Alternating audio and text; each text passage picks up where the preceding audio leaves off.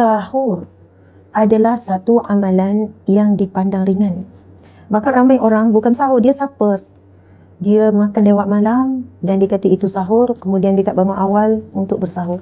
Sedangkan Nabi pernah berpesan, bangunlah sahur walaupun dengan seteguk air ataupun dengan sebiji kurma. Kerana apa? Apa yang ada pada sahur?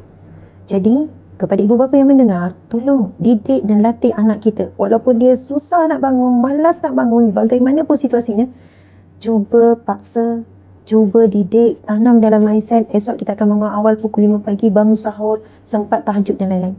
Tuan-puan sekalian, Nabi SAW bersabda, bersahurlah kamu, sesungguhnya pada sahur itu ada keberkatan. Hadis yang pertama. Hadis yang kedua, Nabi bersabda, sesungguhnya Allah dan para malaikat mendoakan bagi orang yang bersahur.